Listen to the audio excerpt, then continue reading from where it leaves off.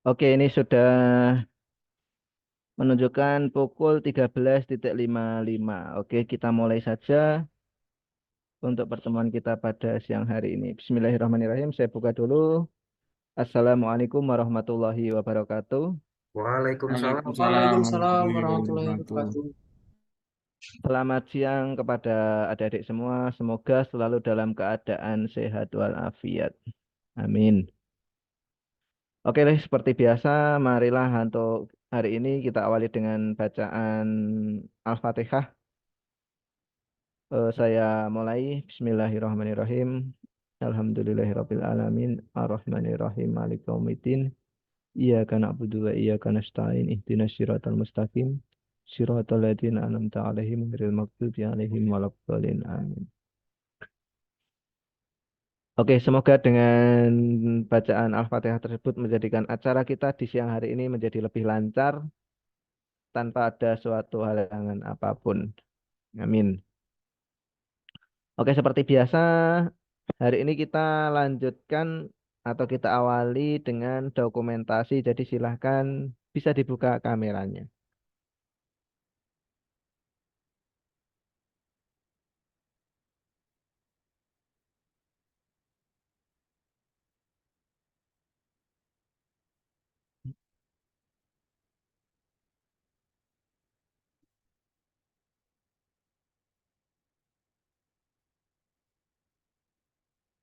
Oke, yang belum ada Mbak Aza, Mas Arfim, Mas Gilang, Mas Awanis, sama Mas Aldi ini tadi lagi di dalam perjalanan.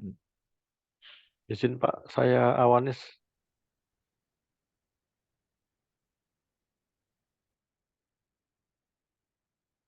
Oke, siap. Oke, seperti biasa saya hitung 1, 2, 3. Oke, sekali lagi 1, 2, 3. Oke, terima kasih.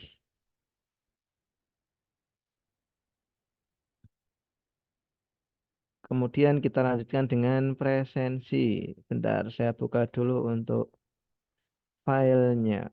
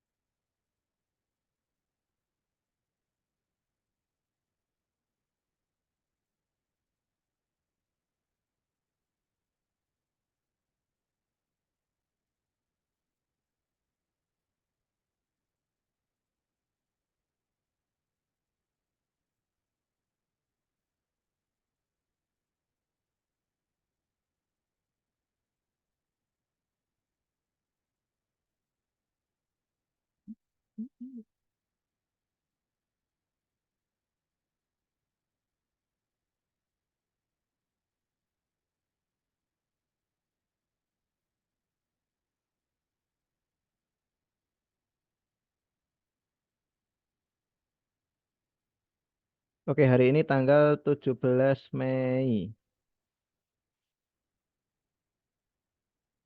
Oke, yang pertama ada Mbak Ade Fitsu Safera. Hadir, Pak. Oke, kemudian ada Mas Ais Faro. Hadir, Pak. Oke, kemudian berikutnya ada Mas Aldi.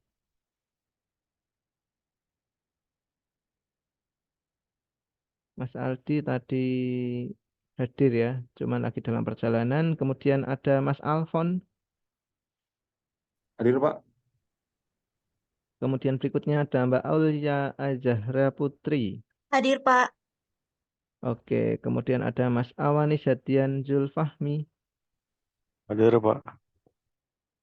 Berikutnya lagi Mbak Aza. Hadir, Pak. Kemudian Mas Fahji Adib. Hadir, Pak. Oke, kemudian berikutnya lagi ada Mas Farhan Abiwardani. Hadir, Pak. Mas Ferry Kusuma. Hadir, Pak. Oke, kemudian Mas Gilang Febrian. Saya, Pak. Oke, kemudian berikutnya lagi ada Mas Indra. Baik, hadir, Pak. Oke, kemudian Mas Jimmy.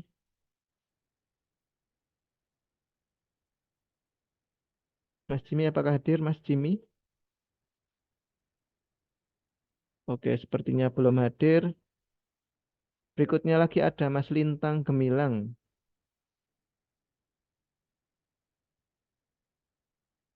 Mas Lintang Gemilang juga belum hadir. Berikutnya ada Mas Lutfan Akmal Faturrahman. Hadir, Pak.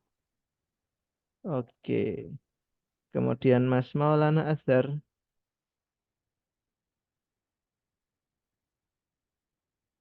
Mas Maulana Azhar belum hadir. Kemudian Muhammad Ferdi Andriansyah.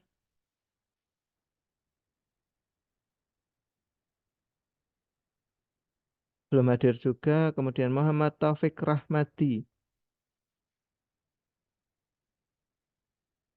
Hadir, Pak. Oke. Kemudian Mas Muhammad Arfe Muzaki. Oh, hadir, Pak. Oke, kemudian Muhammad Febian Adi Pamungkas.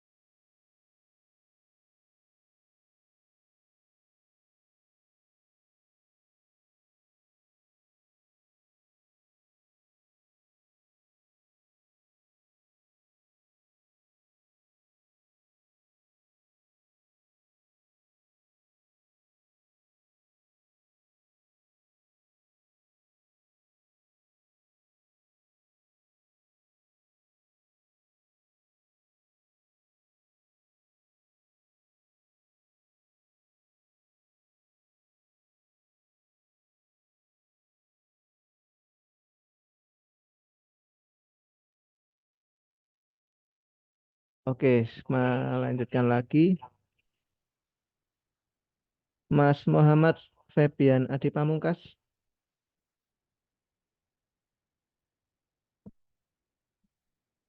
Oke, belum hadir. Kemudian Mas Noval Arya. Hadir, Pak. Oke. Mas Ronald Vicky Yulanda. Hadir, Pak. Pak, izin bertanya itu di hari Jumat yang lalu saya hadir, Pak. Oke, yang ini ya. Iya, Pak. Terima kasih, Oke, Pak. siap. Oke, Mas. Kemudian berikutnya ada Mas Roji Chandra. Hadir, Pak. Oke. Kemudian Mbak Serian Ana Ayud. Hadir, Pak. Oke. Kemudian ada Mas Zaki Indra Fata.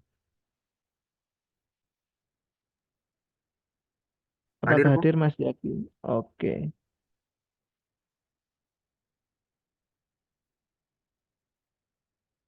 Berarti yang hari ini tidak hadir ada Mas Febian, kemudian Mas Ferdi, Mas Maulana Azhar, Mas Pak, Lim. Ferdi hadir, Pak. Siapa Mas?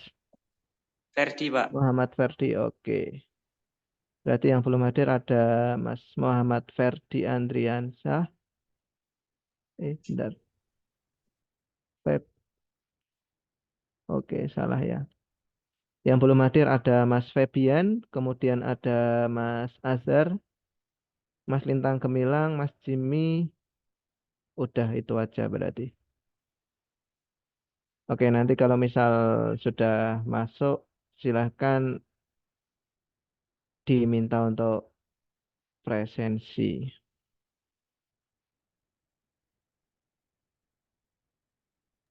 Saya hadir, Pak. Baru masuk, Pak. Baru sampai di kos. Oke, siap Mas Aldi.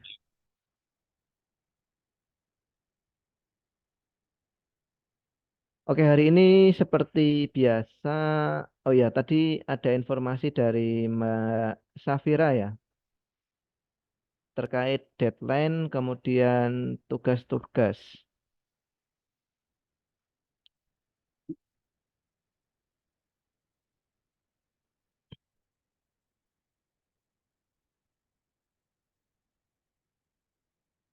Nah, berarti kalau melihat dari tanggal tadi, di mana hari Rabu tanggal 29 itu merupakan hari demo day. Nah, berarti waktu kalian untuk mengerjakan hanya sampai di tanggal 28.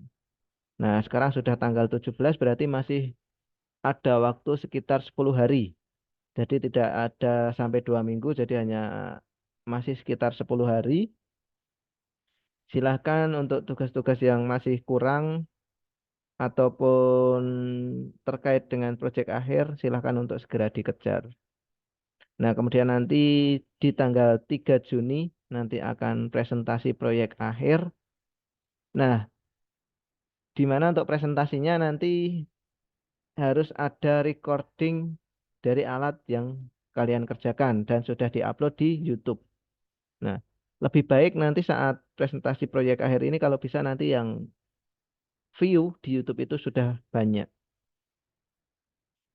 Nah, kemudian nanti akan dilanjutkan dengan tanya jawab. Nah, untuk waktunya tadi disampaikan sama Mbak Safira yaitu sekitar 20 menit. Kemudian nanti di hari Rabunya itu akan ada pengumuman kelompok proyek akhir top 7. Nah, meskipun di awal kita agendakan untuk top 7, tapi nanti tidak menutup kemungkinan bisa bertambah. Jadi misal ternyata hasil dari proyek akhirnya itu bagus-bagus, ya nanti topnya ini bisa bertambah. Tidak hanya 7, tapi bisa bahkan sampai top 10. Nah, kemudian nanti di hari Senin tanggal 10 Juni nanti akan ada final evaluasi.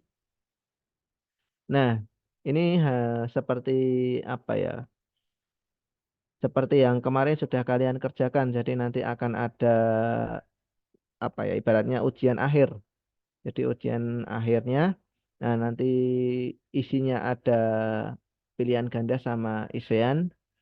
Kemudian nanti di hari Kamis tanggal 13 Juni akan ada gladi kotor dari top tadi. Nah, di hari Sabtunya nanti akan ada virtual expo dan demo day. Nah, ini nanti sebagai akhiran dari agenda kita, yaitu dengan Virtual Expo dan Demode MSIP 6. Nah, kemudian nanti selanjutnya hanya akan dilanjutkan dengan penyusunan laporan akhir mahasiswa. Nah, sampai di sini berarti kalau dilihat dari ini, waktu kalian hanya sampai tanggal 28 Mei. Jadi hanya 10 hari itu untuk menyelesaikan proyek akhirnya sekaligus untuk mengejar ketertinggalan dari tugas-tugas yang kemarin belum sempat dikerjakan.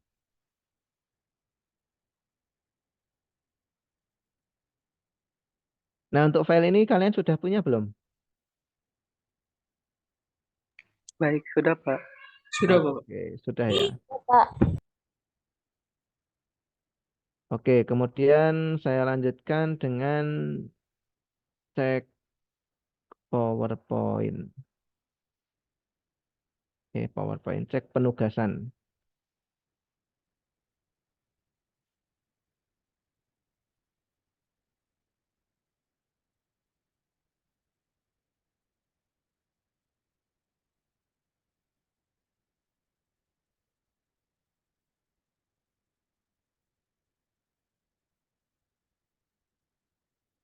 Nah, untuk laporan bulanan itu tadi sudah saya cek, kemudian sudah saya ACC semua. Nah, ini untuk penugasan ini saya cek dulu apakah banyak yang kurang ataukah sudah banyak yang mengumpulkan.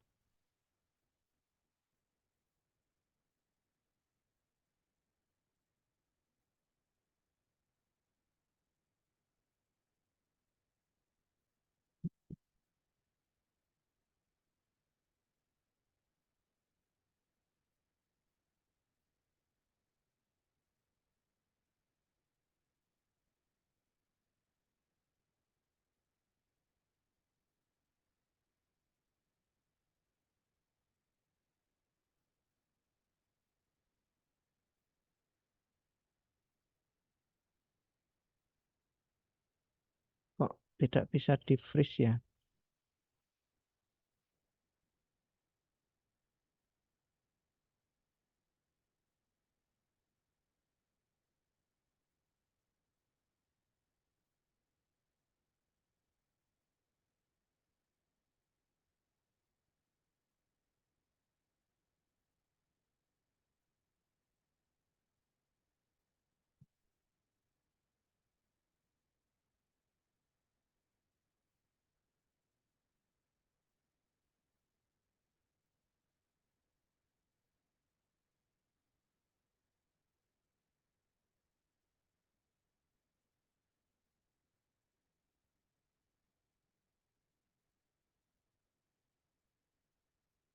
Oke, ini untuk penugasan masih ada beberapa yang kurang itu atas nama Mbak Serian Ana Ayud. Nah, ini masih banyak yang kurang ya, Mbak.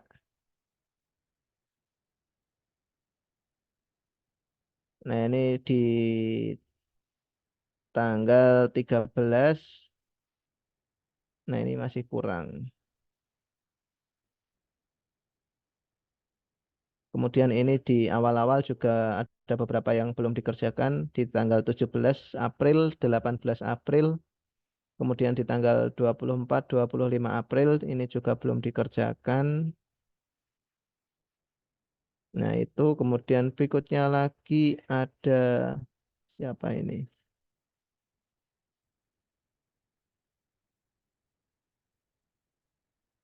Mas Noval Arya. Nah, ini Mas Noval juga ada beberapa yang belum dikerjakan, Mas Noval. Di tanggal 1 April, di tanggal 4, 5 April, kemudian di tanggal 16 April, 17, 18 ini belum dikerjakan semua. Di tanggal 23, 24, 25 ini juga belum. Kemudian 29, 30 belum dikerjakan juga Mas Noval. Kemudian ini berikutnya lagi ada Muhammad Ferdi Andriansah.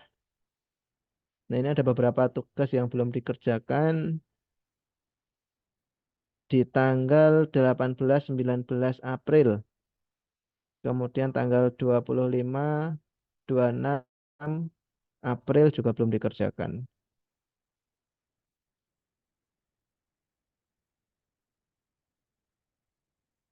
Mas Lintang Gemilang, ini banyak yang masih kurang.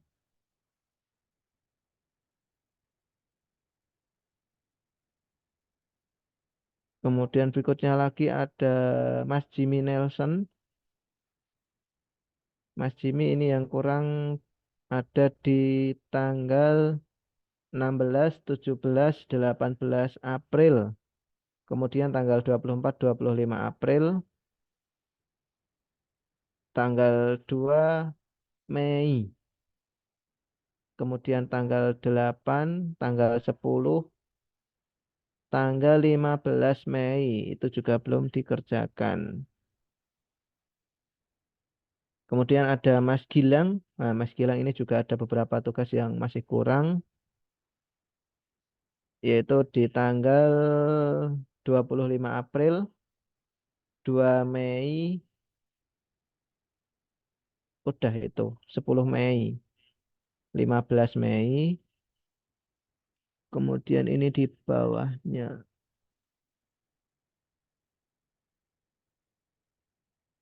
Bawahnya itu ada Mas Ferry, Mas Farhan, Mas Fahzi, sama Mbak Aza. Ini yang belum dikerjakan mulai kemarin di tanggal 13 dan 15. Berarti minggu ini ya belum dikerjakan.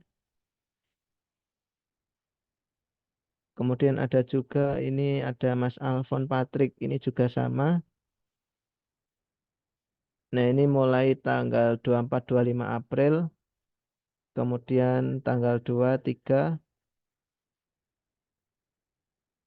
belum dikerjakan juga.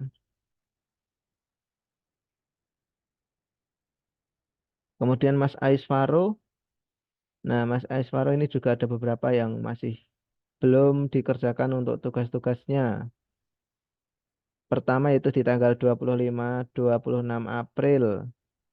Kemudian tanggal 2, tanggal 3 Mei.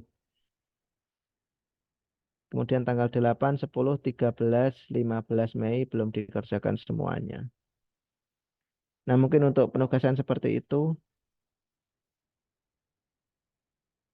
Jadi silahkan tugas-tugas yang belum dikerjakan itu segera dikejar maksimal tanggal 28 Mei itu sudah dikerjakan semua.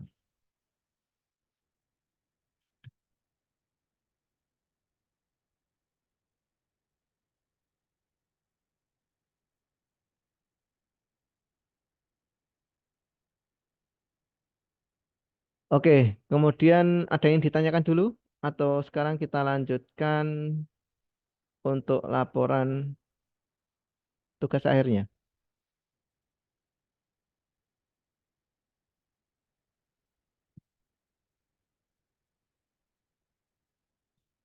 Tadi terkait dengan format itu masih belum ada, jadi saya juga belum bisa mengirimkan untuk format laporannya. Oke, tidak ada yang ditanyakan, berarti langsung kita lanjutkan dengan laporan proyek akhir. Mau dimulai dari kelompok berapa?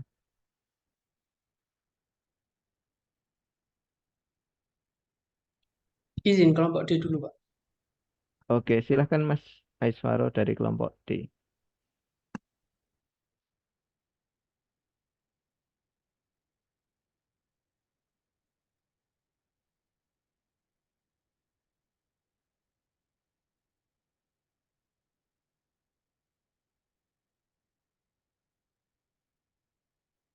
Oke, dari teman-teman yang lain bisa kameranya di open terus ya. Izin share screen ya, Pak. Oke, silahkan Mas Aiswaro.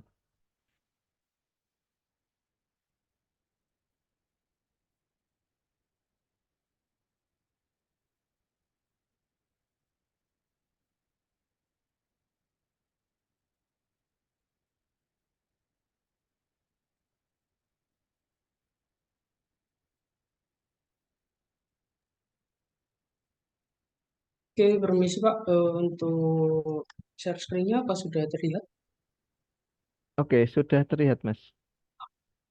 Baik Pak, izin untuk mulai presentasi laporannya. Baik, Assalamualaikum warahmatullahi wabarakatuh. Selamat siang untuk Bagus dan rekan-rekan sekalian. Oke, izinkan saya untuk melaporkan progres dari tugas akhir kelompok D.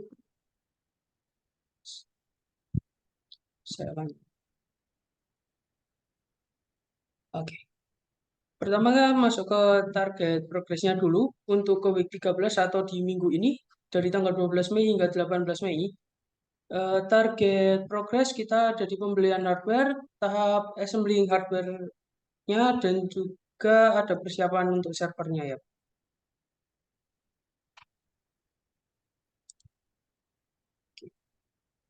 Jadi untuk progresnya, untuk dari hardware sendiri sudah ada barang-barang yang perlu dibeli atau didatangkan sudah datang di sini dan sedang dalam tahap perakitan juga oleh hardware engineer-nya Pak.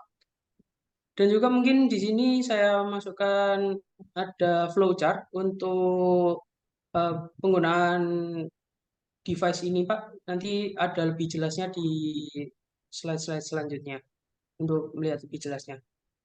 Jadi untuk hardware sudah sampai di tahap assembling dan akan diperkirakan besok maksimal sudah harusnya sudah bisa eh ter assembling semua.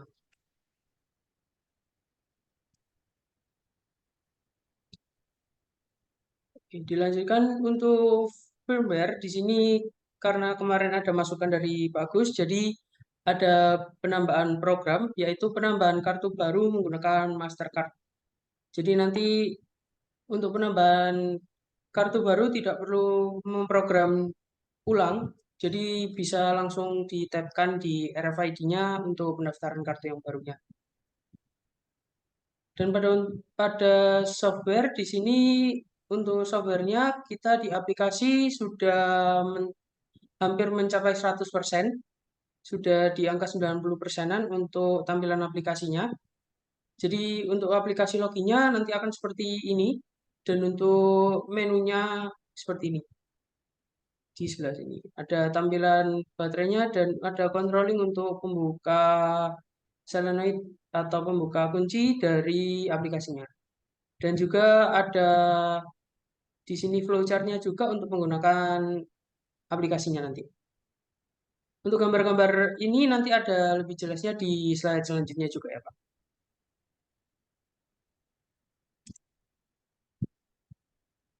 Oke.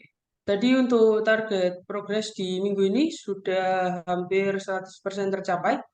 Dan untuk target progres di minggu selanjutnya atau di minggu 14, dimulai dari tanggal 19 Mei hingga 25 Mei, adalah assembling hardware dan firmware-nya. Jadi diharapkan untuk minggu depan atau di minggu ke-14, hardware-nya sudah selesai dirakit dan sudah dimasukkan juga programnya agar bisa dicoba juga untuk aplikasi yang sudah dibuat tadinya, Pak.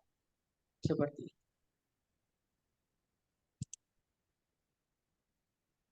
Ini mungkin penjabaran lebih detail untuk rencana di minggu selanjutnya.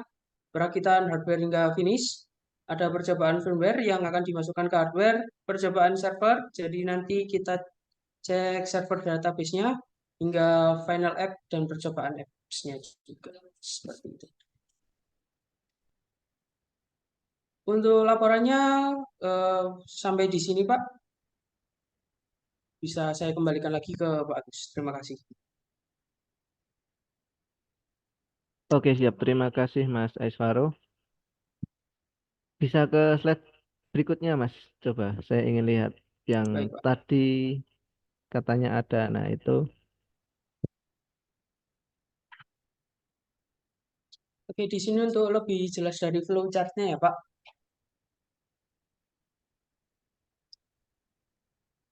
Oke, bisa dijelaskan itu, Mas. Oke. Jadi dari flowchart ini akan menggambarkan urutan kerja dari device yang akan eh, dihasilkan nanti. Jadi saat dimulai RFID perlu adanya card dari RFID untuk dibaca di RFID readernya. Jadi nanti cardnya didekatkan dan di-scan oleh RFID. Setelah di-scan nanti ada inisiasi dari microcontroller, Pak, setelah cardnya dibaca. Selanjutnya, apakah card ini sudah terdaftar atau belum? Jika belum, nanti akan ini jika belum nanti akan diarahkan untuk ke pendaftaran. Dan untuk pendaftaran masuknya ke yang aplikasi nanti ada. Jadi apabila iya nanti akan masuk ke relay dan relay akan buka solenoid-nya. Untuk flowchart-nya dari device-nya mungkin seperti itu.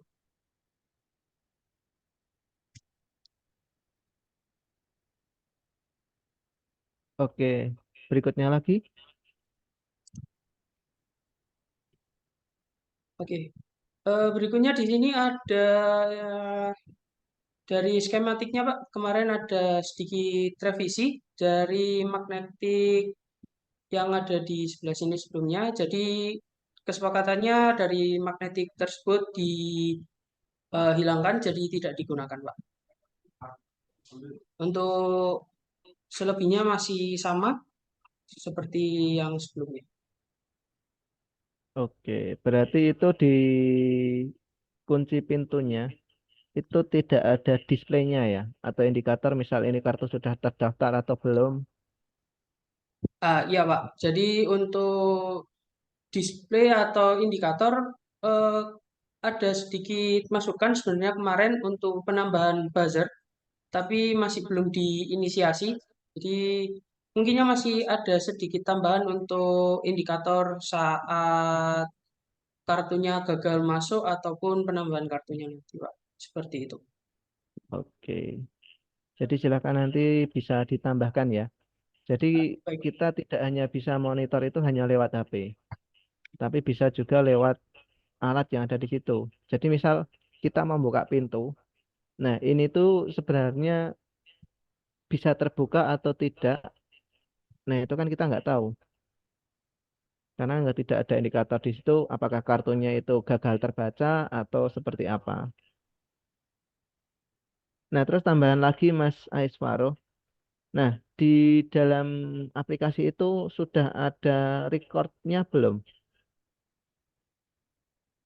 Jadi misal gini, pintu itu dalam sehari dibuka berapa kali, kemudian yang buka itu siapa aja, nah itu bisa direcord atau tidak. Jadi misal saya punya RFID A, nah saya gunakan untuk masuk, nah berarti nanti ada hasil historinya.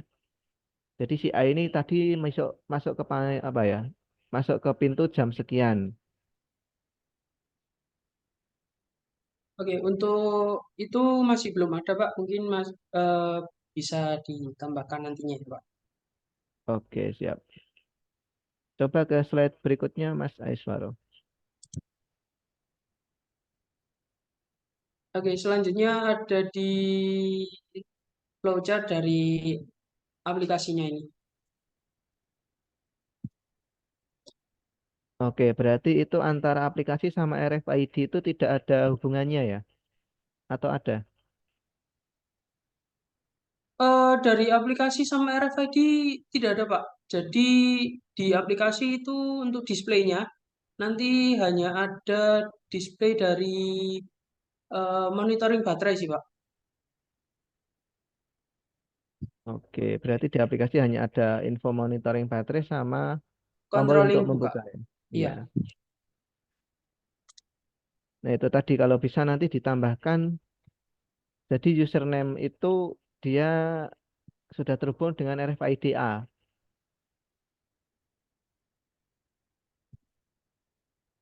Atau misal username B itu nanti terhubung dengan RFID B. Jadi misal kita mau buka pintu itu kita bisa menggunakan username atau menggunakan HP maupun dengan menggunakan RFID. Dan itu nanti akan terrecord dengan ID yang sama atau orang yang sama.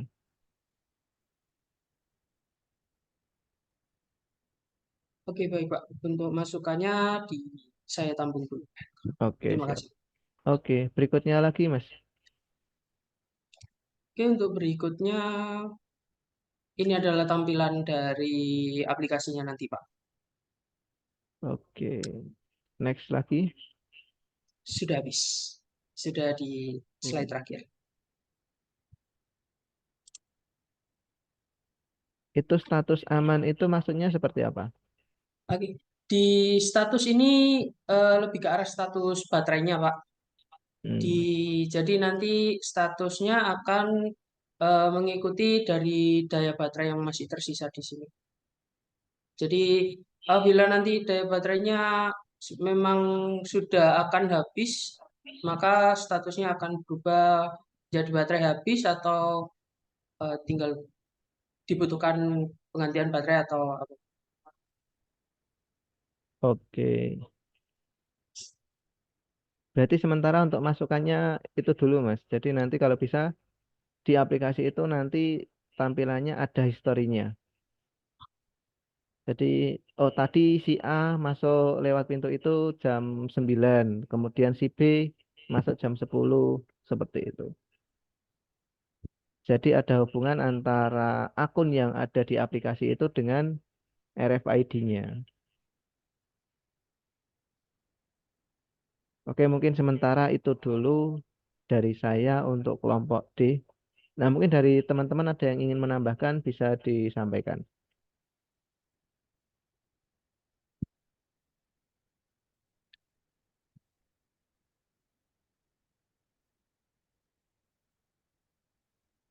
Sudah, Pak. Oke, sudah tidak ada tambahan ya. Oke, kita beri applause dulu untuk kelompok D.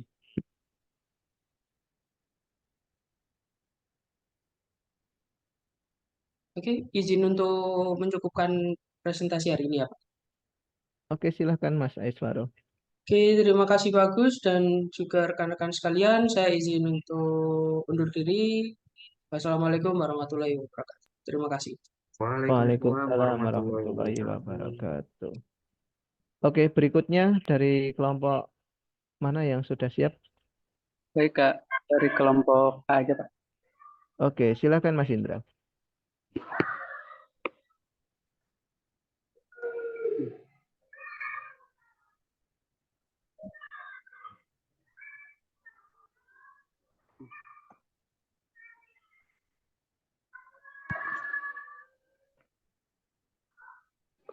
Bismillahirrahmanirrahim.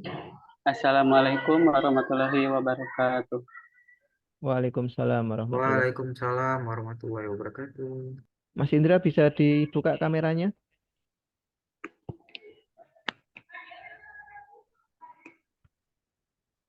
Nah, oke, siap.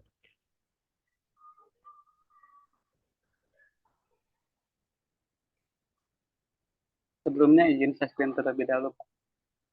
Oke, silahkan Mas Indra.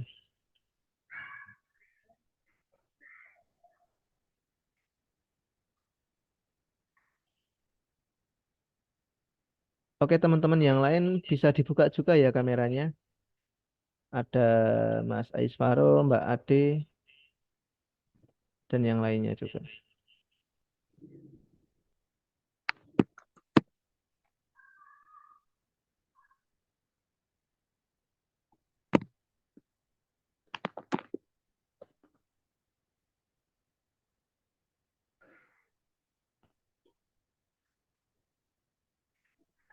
Bismillahirrahmanirrahim. Wassalamualaikum warahmatullahi wabarakatuh. Kami dari kelompok DHTA ingin mempresentasikan progres selama 1 minggu ke belakang dari kelompok kami. Yang mana kelompok kami yaitu mengambil judul Sistem Monitoring dan Deteksi Dini Kualitas Udara Berbasis Mati.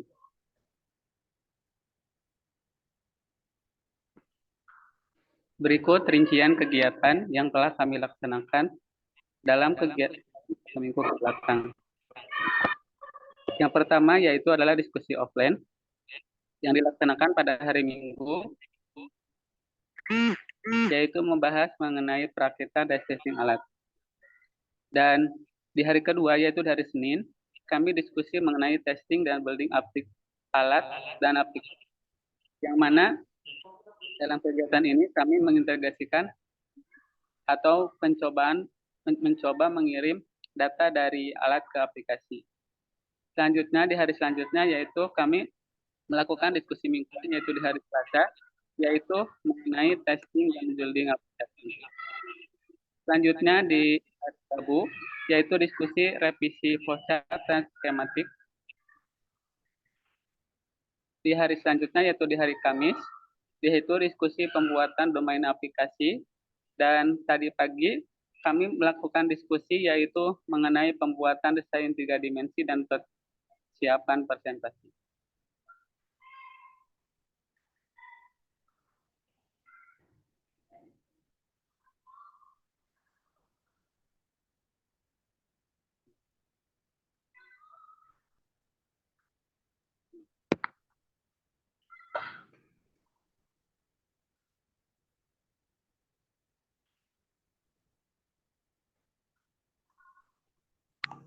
Selanjutnya akan kami sampaikan lewat Trello.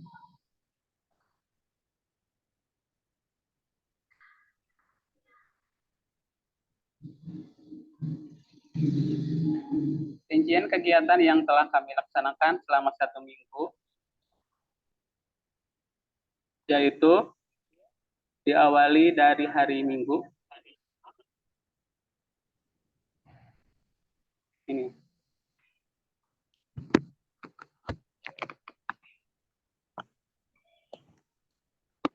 Jadi, pada hari Minggu itu kami melakukan diskusi offline yaitu mengenai perakitan dan testing alat.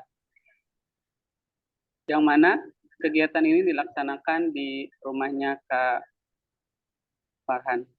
Mungkin berikut dokumentasi sekaligus video dari hasil kegiatan tersebut.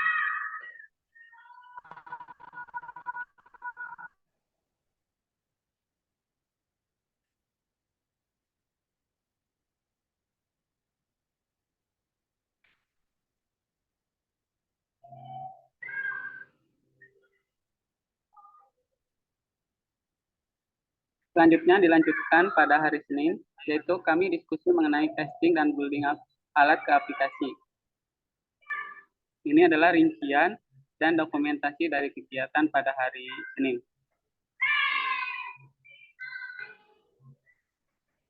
Dan pada hari Selasa, kami melakukan diskusi yaitu mengenai testing dan building aplikasi.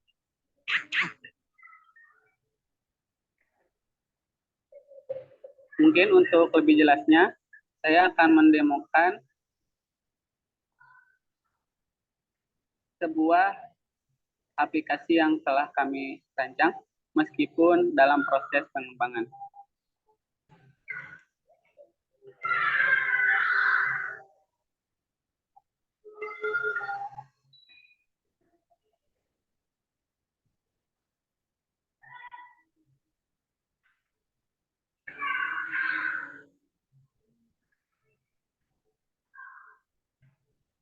Berikut gambaran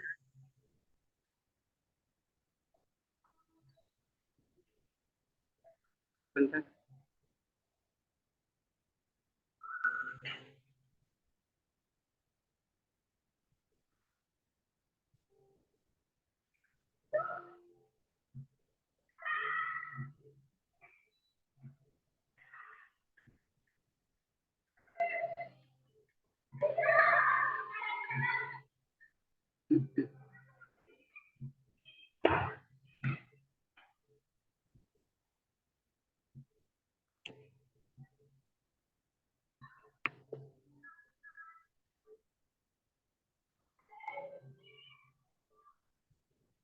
Jadi kebetulan kemarin saya telah melakukan domain aplikasi. Jadi domain aplikasi berikut. Dan berikut adalah gambaran dari aplikasi yang kami buat. Jadi di sini adalah gambaran dari hasil kualitas udaranya, yaitu buruk.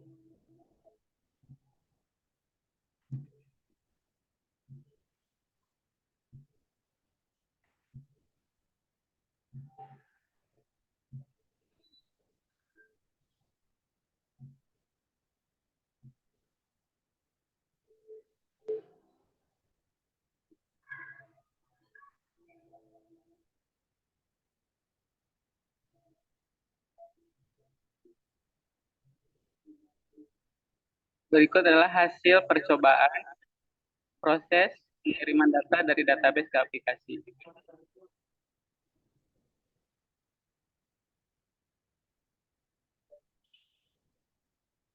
Jadi dari hasil ini diintegrasikan.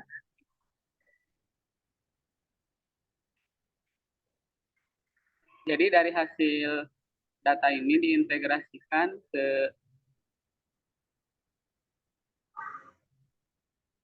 sini, Pak. Jadi itu kita mengetahui berapa MQ kesimpulan dari MQ135-nya, MQ07 sama MQ09, lalu dibuatkan presentasi.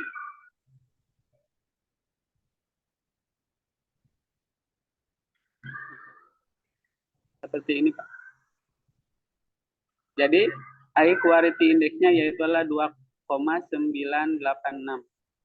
Jadi kesimpulan dari kualitas udara yang dihasilkan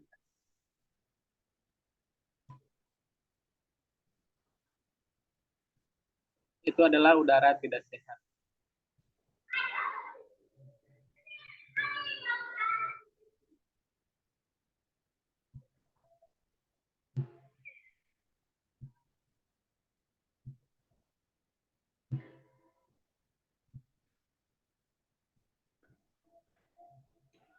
Oke, siap. Sudah, Mas Indra? Sebentar, Pak. Oke, berarti itu tidak aplikasi ya, tapi website ya? Ya, Pak. Oke, siap. Dan ini mengenai demo dari alat yang telah kami laksanakan sebelumnya.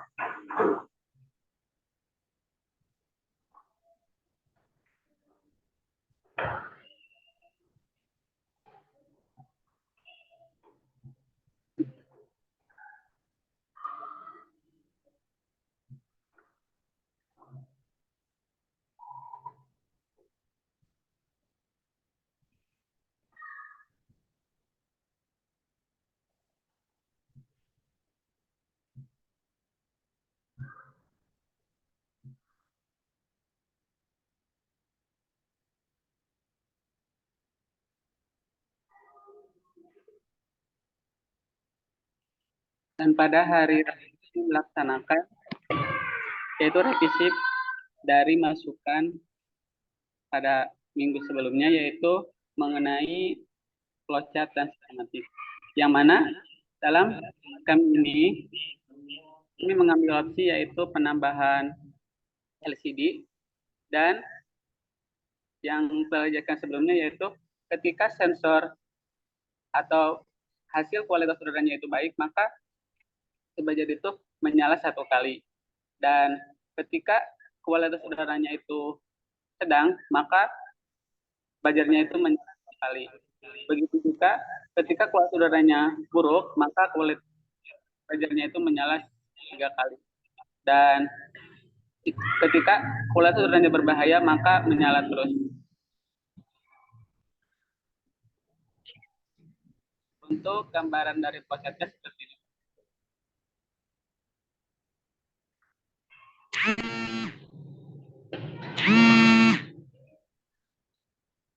Jadi di sini ada sensor, ada 3 sensor yaitu MQ07, MQ09 sama sensor MQ135, yang mana setiap sensor itu mendeteksi, yang mana sensor MQ7 mendeteksi untuk mengetahui kebocoran gas atau HC, dan sensor MQ09 untuk mendeteksi amonia atau NH3, dan sensor MQ135 untuk mendeteksi CO2. Dari hasil deteksi tersebut, seperti yang telah dijelaskan sebelumnya, jadi di sini ada 4 kelas, yaitu kelas kualitas udara.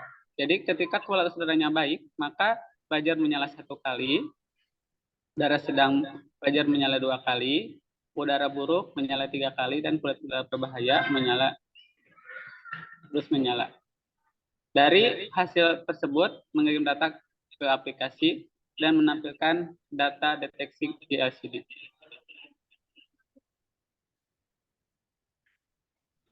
Mungkin sekian yang dapat saya sampaikan. Oke, siap. Terima kasih Mas Indra. Barangkali ada masukan. Oke, silahkan dari teman-teman ada yang ingin menambahkan dulu? Saya izin bertanya boleh nggak, Pak? Oke, silahkan Mas Nah, Martin. saya ingin bertanya kepada kelompok Mas Indra.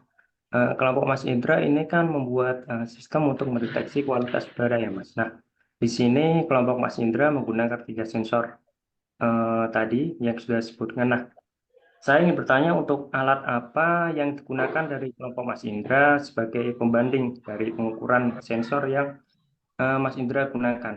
Yang mana kan alat ini digunakan untuk mendeteksi kualitas udara. Mungkin itu pertanyaan dari saya mungkin.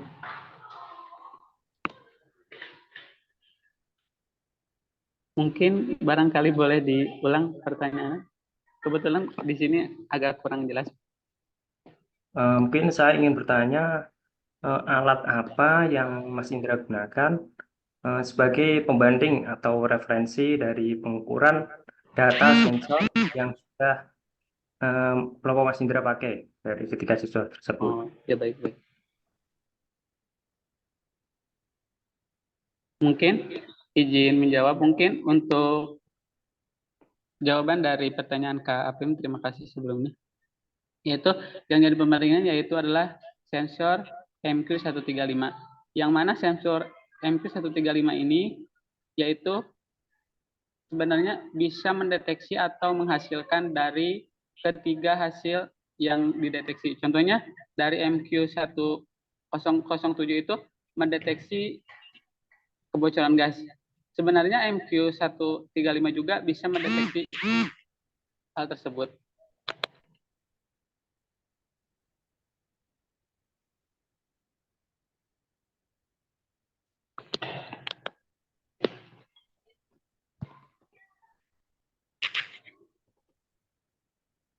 Mungkin barangkali ada tambahan dari teman-teman kelompok DHTA yang ingin menambahkan. Silakan.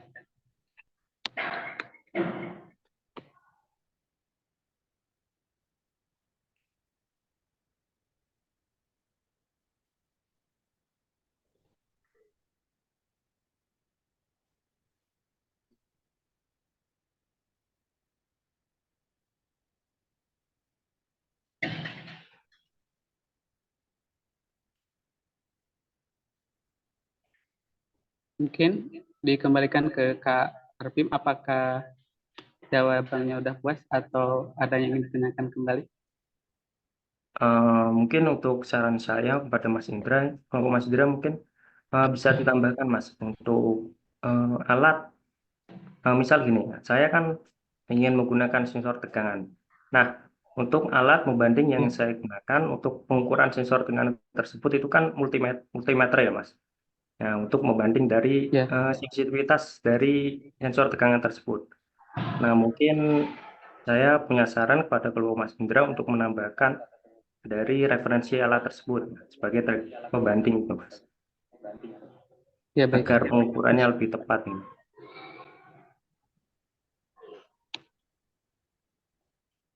Baik, terima kasih atas saran dan masukan.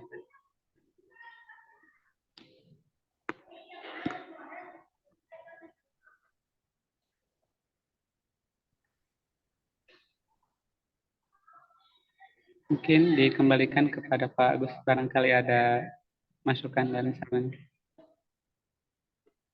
Oke, siap Mas Indra. Mungkin masukan sedikit ya Mas.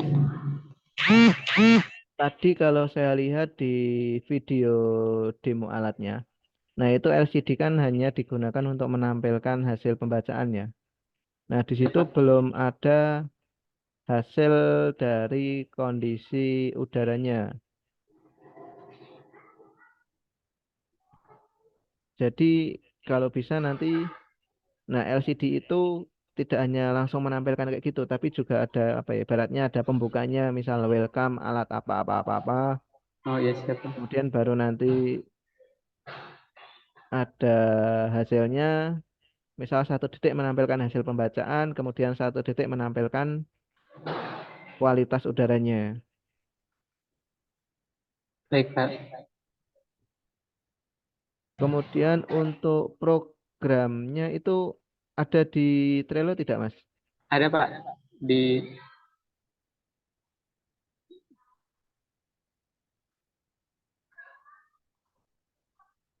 sini Pak. Oke, silahkan, Mas.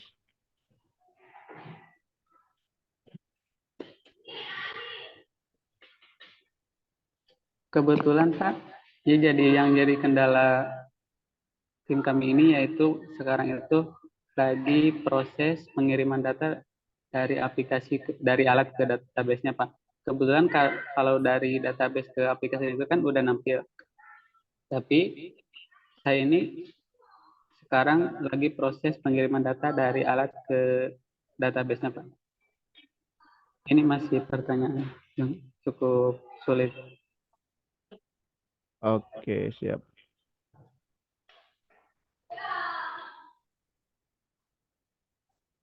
Nah, sebelumnya saya ingin menambahkan jawaban yang tadi ditanyakan Mas Arfim. Ya baik.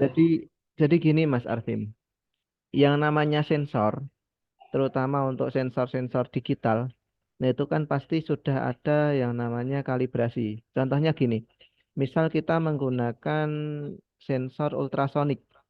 Nah, di dalam sensor ultrasonik itu, ya meskipun kalibrasinya itu hanya secara perhitungan dulu ya.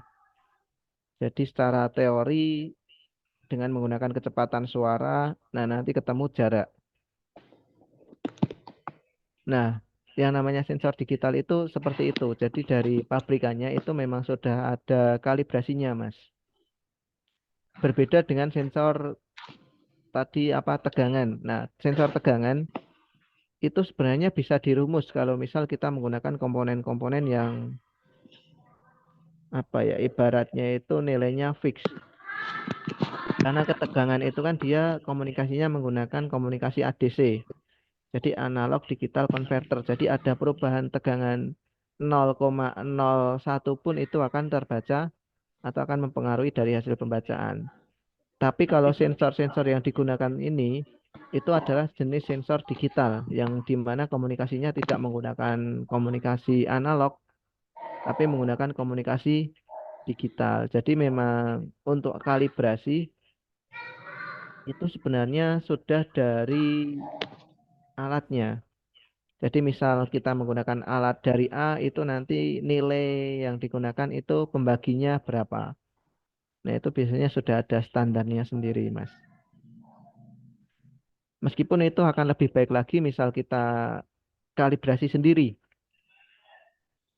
Karena yang namanya pabrikan itu kan dia tidak setiap item itu dites ya. Tapi misal dalam produksi 1000 item, nah nanti hanya diambil sampel 10 yang dilakukan pengetesan. Nah, makanya kalau misal mau lebih baik lagi memang harusnya ada kalibrasinya. Meskipun itu apa ya, dari pabrikannya memang sebenarnya sudah ada kalibrasinya. Seperti itu Mas Arfim. Baik Pak, terima kasih. Izin menanggapi sedikit Pak. Oke, silakan Mas. Eh, Pastinya kalau misalnya kalibrasi kan kita perlu faktor pembanding gitu Pak. Kan kalibrasi sendiri kan menyesuaikan dengan nilai yang sebenarnya gitu. Kalau misalnya nggak ada faktor pembanding, ya contoh saja kayak sensor ultrasonik gitu. Pada dasarnya kok ketika eh, dia memancarkan gelombang ultrasonik yang lalu diterima di apanya di alatnya sendiri, otomatis kan kita juga melihat hasil bacaannya di serial monitor itu atau di perangkat interface-nya hasil bacaannya berapa gitu. Namun pada faktanya ketika kita mengujinya secara langsung dengan menggunakan alatnya yang nyata gitu, entah meteran atau alat-alat lainnya, ternyata berbeda jauh gitu signifikan. Nah, mau nggak mau kan sebelum kita kalibrasi ke sana kan butuh referensi untuk apa ya, untuk pembandingnya. Nah, ketika nanti faktor errornya itu jauh mendekat jauh mendekati nol, otomatis kan itu apa namanya, alat itu belum bisa dijadikan faktor referensi ya begitu. Karena pada dasarnya kan sebuah sistem itu kan yang paling baiknya itu faktor errornya eh, hampir mendekati nol ya. Mungkin koreksi Pak dari Bapak.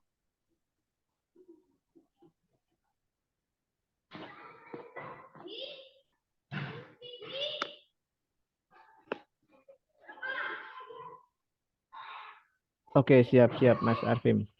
Terima kasih untuk konfirmasinya. Memang kalau seharusnya seperti itu ya. Jadi kalau misal kita membuat alat, itu memang akan lebih baik misal kita ada pembandingnya. Nah, terutama untuk alat-alat kesehatan. Jadi misal ini akan lebih baik memang jika ada pembandingnya. Nah, masalahnya pembandingnya itu kita mau gunakan apa? Karena misal kita mau membeli alat atau misal kita mau pinjam alat cek lab untuk ke apa ya, keadaan udara, itu kan juga ya mungkin kalau misal di kampusnya itu ada, itu lebih baik. Jadi bisa kita pinjam untuk mengetahui kualitas udaranya, kemudian kita bandingkan dengan sensor yang kita punya. Atau mungkin Mas Indra di kampusnya ada atau tidak, atau seperti apa, atau mungkin dari teman-teman yang lain ada yang misal punya lab, kemudian ada alat untuk cek kualitas udara. Baik Pak, izin jawab Pak. Mungkin kebetulan rencana kami akan kalibrasi juga Pak untuk setiap sensornya. Mungkin untuk sensor ini kan kalau melihat di tutorial dan referensi yang sudah ada, mungkin itu ada yang pakai resistor dan juga ada yang pakai rumus kayak ppm kayak gitu Pak. Dan kebetulan untuk kedepannya kami akan laksanakan itu Pak. Jadi proses kalibrasi sekaligus proses pengiriman data dari alat ke aplikasinya Pak. Pak.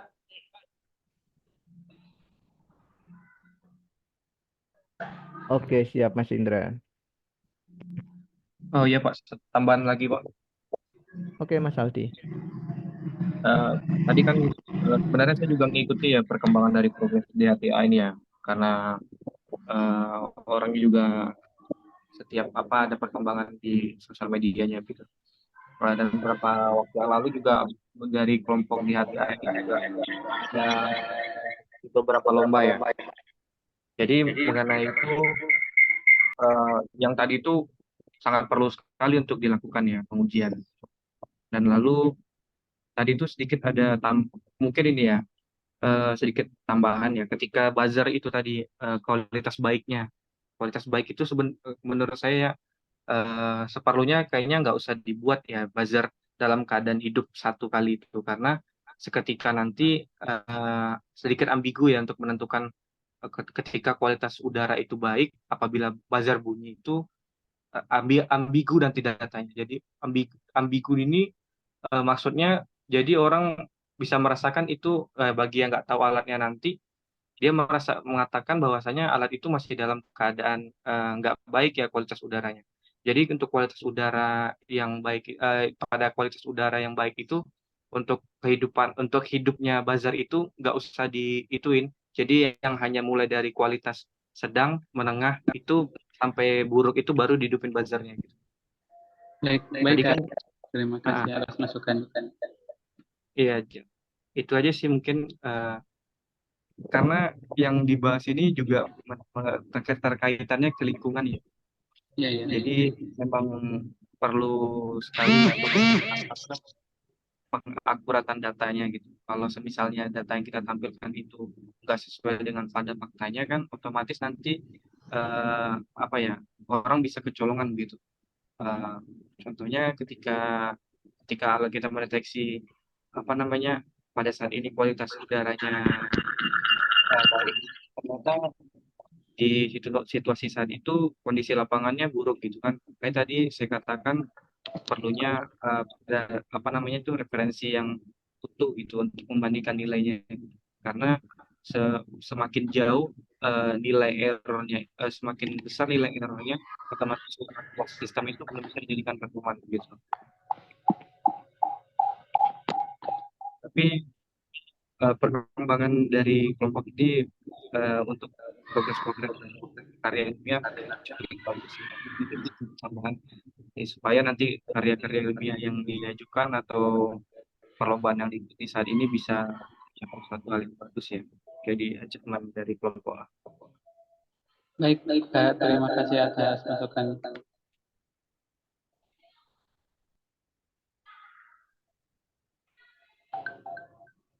Mungkin dari yang lainnya, apakah ada masukan atau saran?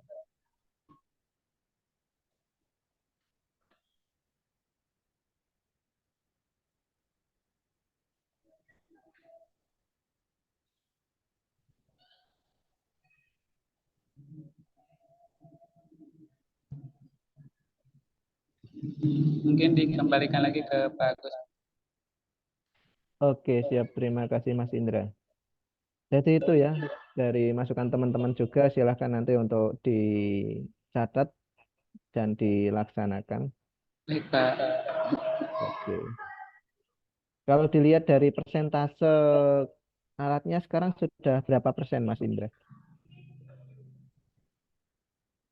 Mungkin untuk alat, kebetulan alat udah ada semua, Pak. Mungkin tinggal perakitan dan yang kendala besarnya itu mungkin pengiriman datanya saja, Pak, ke database, Pak.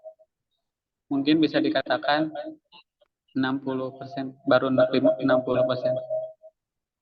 Oke, siap. Berarti masih ada PR 40% ya, Iya, Pak.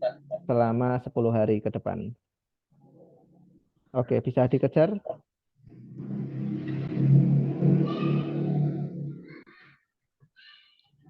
Baik, gimana, Pak? Oke, jadi masih ada waktu sekitar 10 hari untuk mengejar ketertinggalannya atau kekurangannya sebesar 40% ya berarti. Iya, baik, Pak. Oke, siap.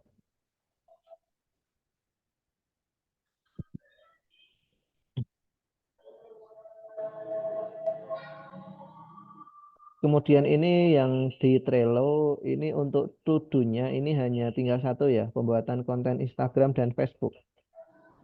Iya, Pak.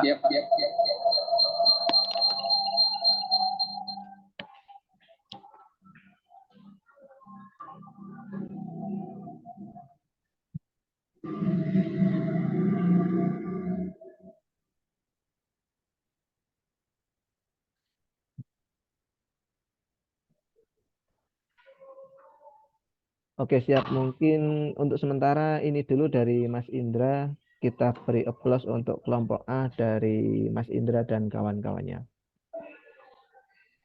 Mungkin cukup.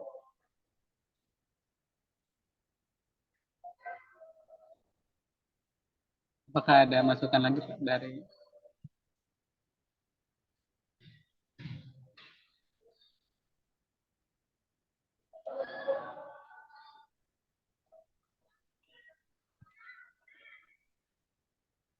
mungkin cukup, Pak, dari kelompok kami. Oke, siap Mas Indra. Bisa ditutup untuk dilanjutkan dengan kelompok yang lain. Mungkin sekian yang dapat kami sampaikan. Kurang lebihnya mohon maaf dan terima kasih kepada teman-teman yang telah memberikan dan masukan dan sarannya. Mungkin ditutup. Wassalamualaikum warahmatullahi wabarakatuh. Waalaikumsalam warahmatullahi wabarakatuh. Oke, sekarang dilanjutkan dengan kelompok apa yang sudah ready? Izin Bapak dari kelompok C. Oke, silahkan Mas Ronald. Izin share screen, Pak.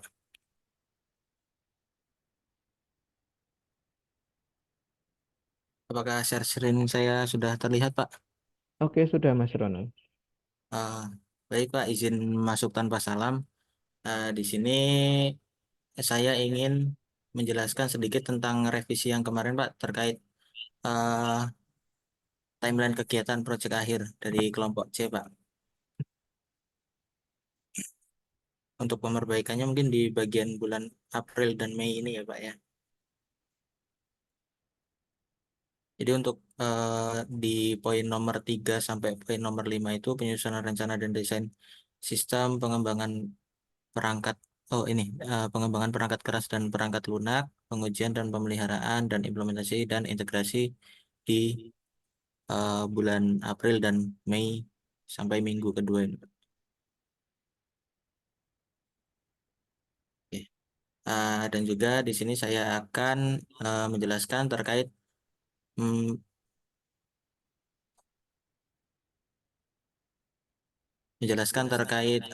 update tugas yang telah kami kerjakan, Pak. Di sini ada layout PCB. Ini layout PCB yang kemarin yang sudah apa ditampilkan dan dijelaskan sama Mas siapa kemarin? Sama project manager kami.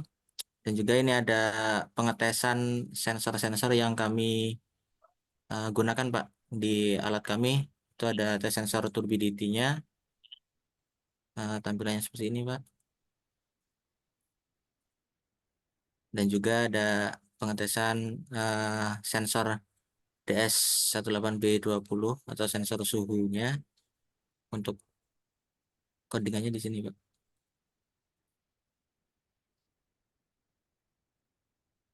Baik, saya lanjutkan untuk pengetesan tes sensor pH. Untuk tampilannya seperti ini, Bapak.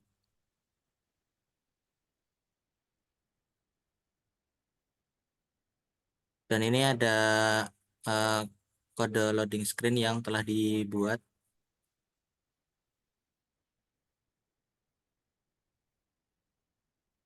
Kurang lebih seperti ini. Dan juga ini proses penggabungan seluruh komponen menjadi satu, Pak. Untuk progresnya bisa lihat di sini.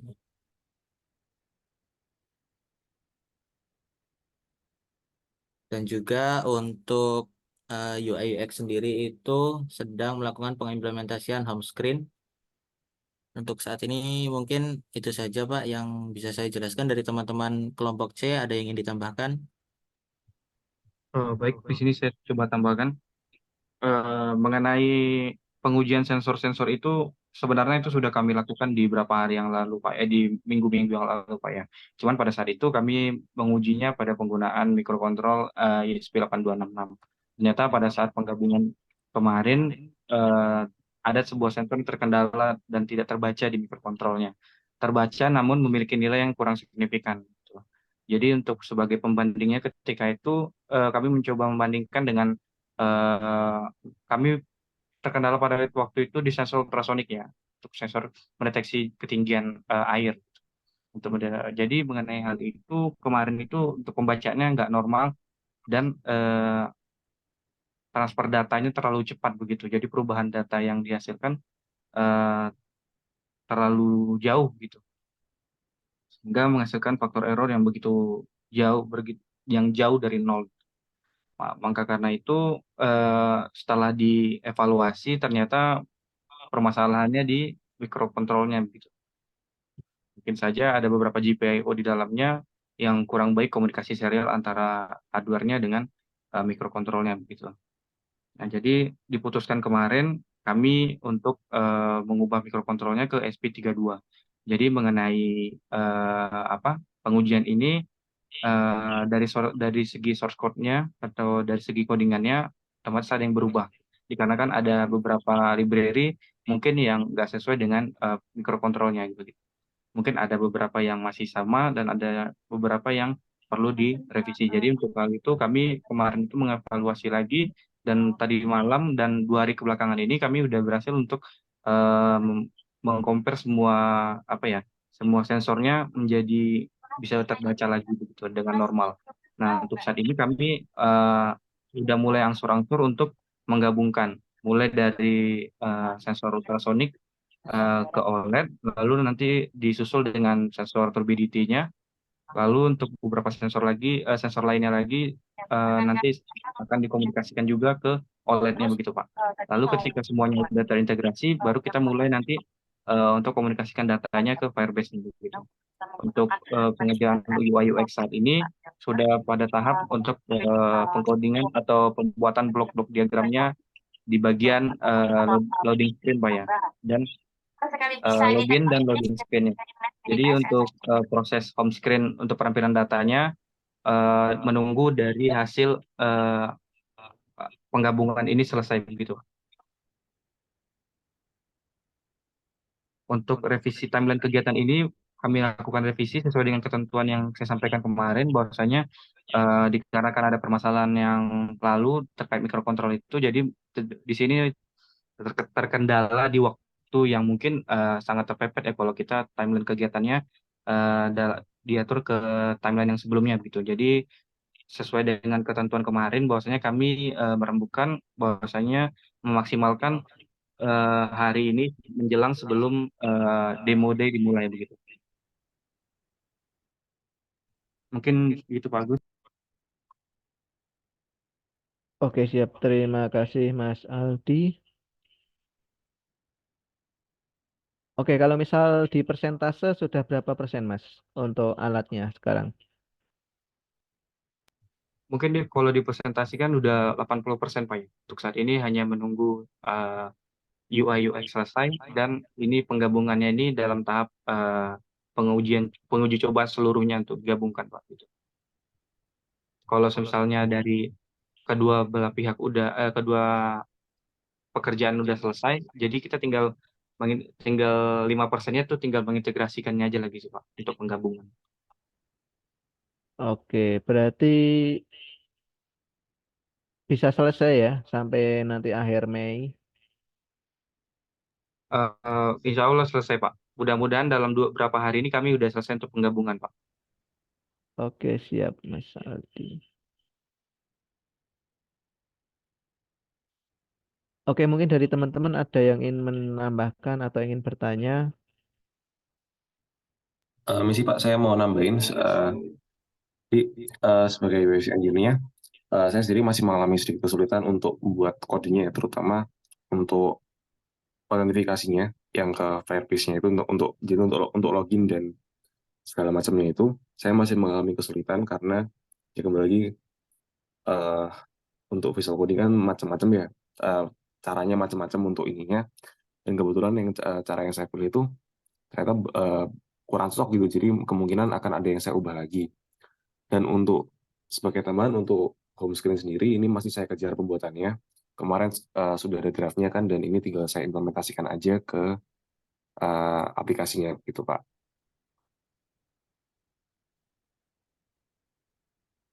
Oke, siap Mas Alfon.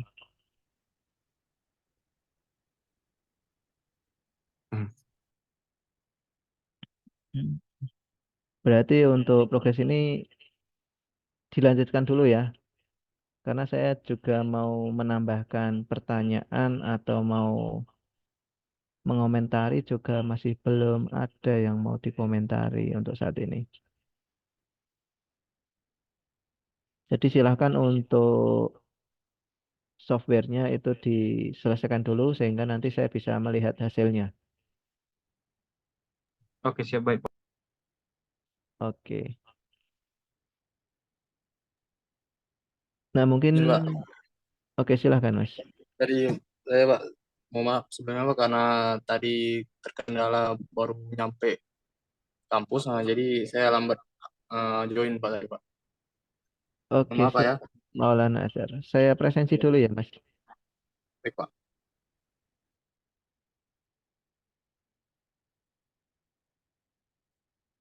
Oke. Kita beri plus dulu untuk kelompok C. Oke, kemudian kita lanjutkan kelompok apa ini yang belum? Kelompok 5 Pak. Oke, kelompok E. Izin share screen Pak. Oke, silahkan Mas Rozi.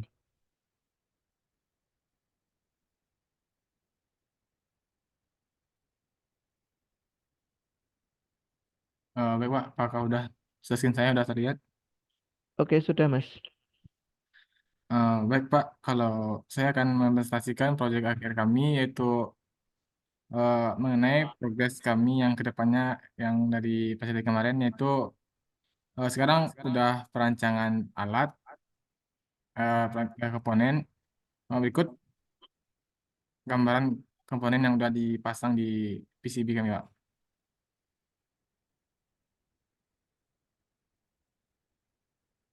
Selanjutnya kalau uh, untuk flowchart ini kami udah menyelesaikan untuk sistem Pak. Kalau untuk alat belum. Itu sini kita inisialisasi RPW dan button. Terus ini ada proses input yaitu masukkan password dan share. Selanjutnya kalau jika passwordnya benar, uh, dia akan langsung ke dashboard dan mengakses button. Kalau dan passwordnya salah, dia akan kembali ke mengulang masuki password dan user. Jadi kalau passwordnya kita betul, itu kita bisa mengakses button untuk membuka kotak uang. Kalau kotak kalau kita tidak bisa kalau password kita salah, nanti kita tidak bisa buka kotak uang, tidak bisa mengakses lalu N. Kalau untuk diagram box itu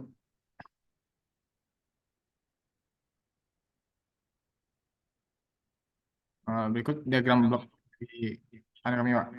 Itu kita menggunakan sebuah sensor itu sensor berat dengan hasil HX71 menggunakan 5 lile dan 5 solenoid ini untuk buka pintu dan pintu uangnya. Lalu kita menggunakan aplikasi dengan uh, menggunakan Cloud Firebase untuk penyimpanan datanya. Uh, Dilanjut dengan ini Pak desain tampilan dari aplikasi kita. Berikutnya tampilan login.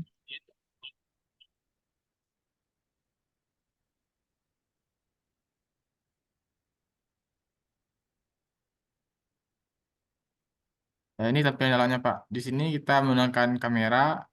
Kemarin yang lagi bermasalah lagi dicoba Pak. Lalu jika kita mau lihat keberadaan paket kita bisa ngambil gambar. Nanti kita akan tampil gambar kita di bagian sini Pak. Lalu untuk sensor berat di sini kita akan otomatis akan terlihat berapa paket kita yang berada dalam kotak. Lalu di sini juga bisa kita buka pintu otomatis. Pintu uang itu kita buka atau secara otomatis Pak. Setelah dibuka nanti kalau mau mengambil paketnya ada pintu di belakang untuk buka ambil paketnya Pak.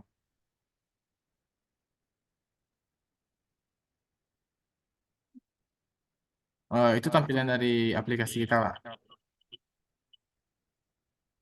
Kalau untuk website kita cuma menampilkan sebagai untuk sebuah sistem informasi aja Pak. Kita jelasin uh, proyek kita, lalu tim dan latar belakang dari proyek kita.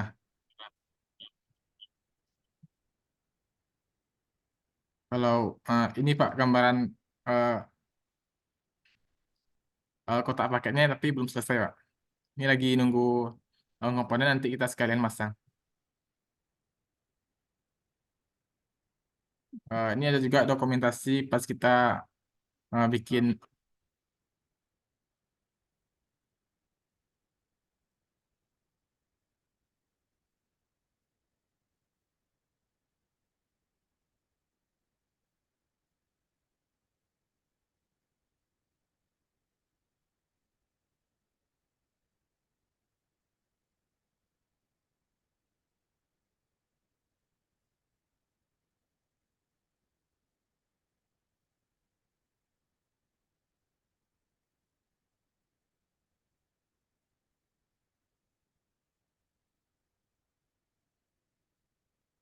sebenarnya kalau untuk proyek kita ini butuh penambahan biaya dikenakan kemarin RAB di awal ada ada pengurangan biaya Pak. Pertama itu kita nambah satu buah triplet lagi terus harga 83 terus tambah paku Terus eh, kayu, mata gerinda itu nambah di komponen kita nambah dua relay channel lagi. Terus ada load cell itu kita kemarin butuhnya 4 buah untuk kestabilan datanya, Pak. Totalnya 205.000.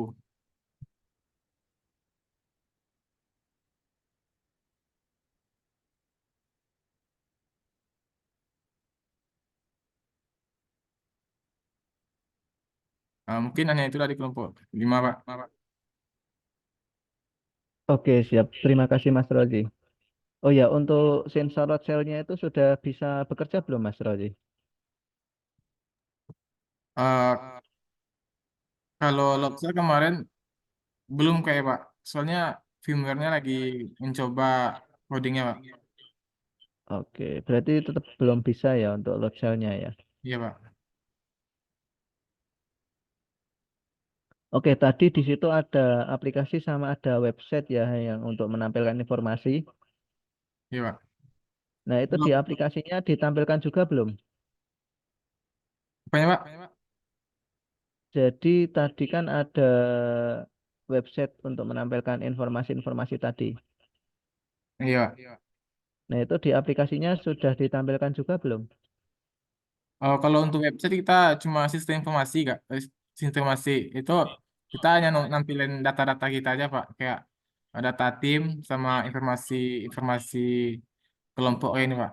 Tentang saya, aplikasi. Di sini kita di aplikasi ini kita nanti nampilin barcode baru aplikasi kita untuk bisa di-download gitu Pak. Terus kontak kontak person untuk hubungi anggota kelompok gitu Pak. Kita Oke, cuma berarti untuk monitoring cuma menggunakan aplikasi Pak. oke, maksudnya berarti di dalam aplikasi itu juga nanti disampaikan cara penggunaan alatnya? Tidak Pak. Tidak.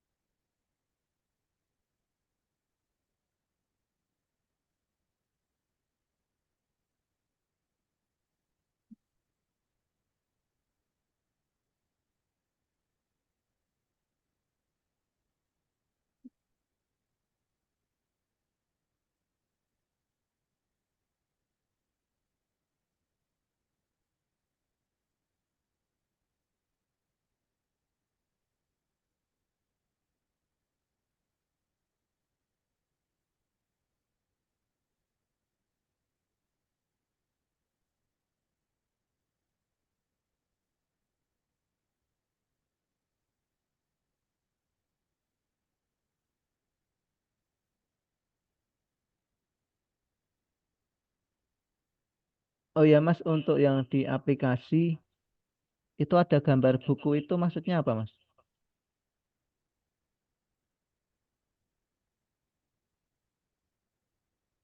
Nah, itu yang di atas kanan itu. Nah, itu. Tunggu sebentar Pak.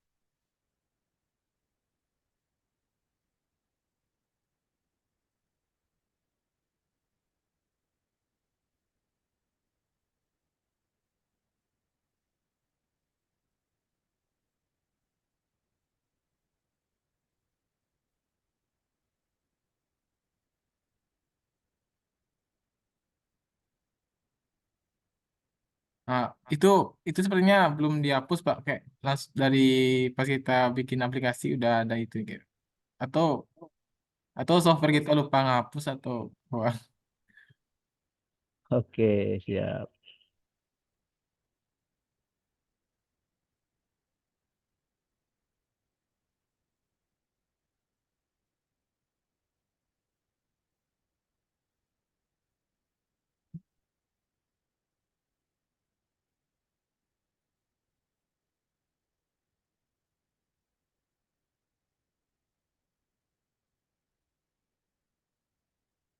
Sama yang di websitenya itu Mas Jimmy belum ada fotonya ya Mas?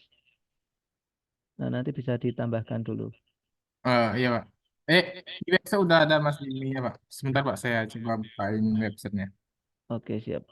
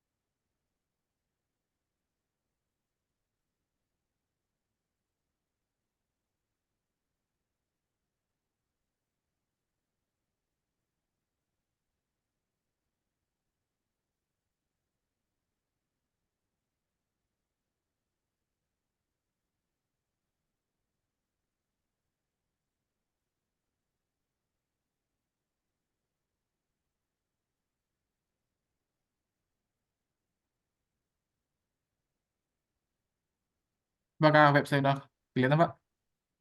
Oke, sudah, Mas. Kalau untuk web ini kayak ini tampilnya Pak. Kita jelaskan sistem kita itu apa. Lalu sini ada logo-logo kampus. Nah, sini ada tujuan sistem sama latar belakang. Ini pencapaian sistem nih belum diupdate Pak. Lagi nunggu nunggu data-data dari sistem kita.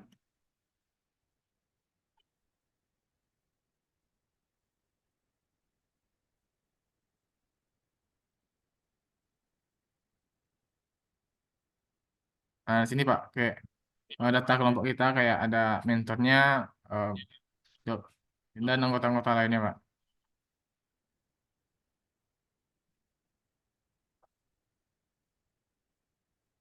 Oke, berarti ini aplikasi sudah bisa di-download ya, Mas?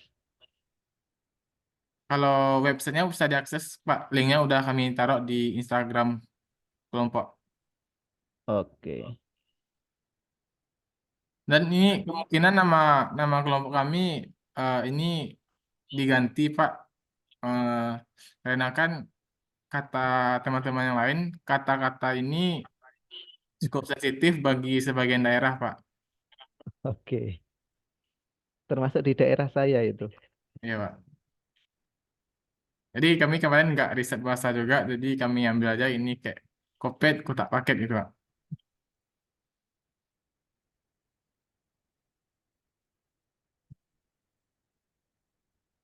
Oke, siap, Mas. Mungkin dari teman-teman ada yang ingin menambahkan?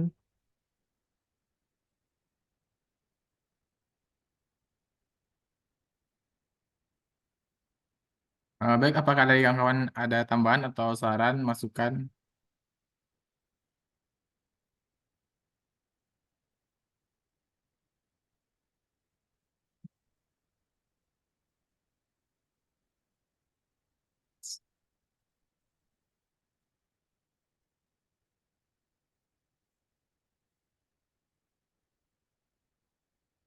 Baik Pak, mungkin nggak ada masukan dari kawan-kawan, apakah ada tambahan dari Bapak? Oke, mungkin nanti info-info tersebut itu juga nanti bisa disampaikan di aplikasinya, Mas. Jadi bisa Baik Pak, diinkludkan di aplikasinya juga. baik Pak. Oke, mungkin sementara itu dulu dari saya, Mas. Baik, kalau ada dari kawan-kawan yang ingin menyampaikan saran atau masukan, bisa di chat langsung. Kami terbuka 24 jam untuk kawan-kawan semua. Baik, saya akhiri. Wabillahi taufiq wa hidayah. Wassalamualaikum warahmatullahi wabarakatuh. Oke, Waalaikumsalam Waalaikumsalam warahmatullahi warahmatullahi wabarakatuh. wabarakatuh. Sudah semua ya? Atau ada yang belum? Kelompok kami belum, Pak. Izin Oke, search. oke silahkan, Mas.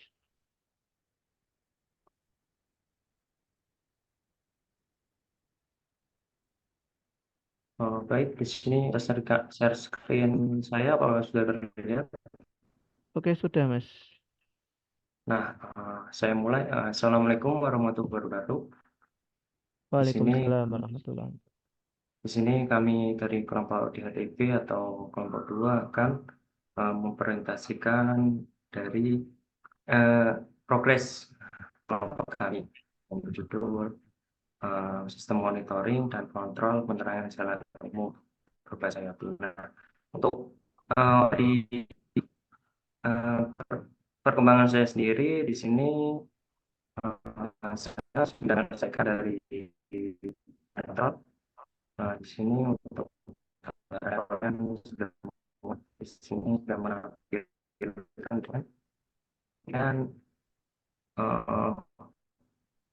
yang coding juga saya sudah selesaikan kemarin. Coding. Nah, di sini kemarin kurang dari sensor intensitas cahaya. Nah, di sini sudah saya tambahkan biar 150. Ini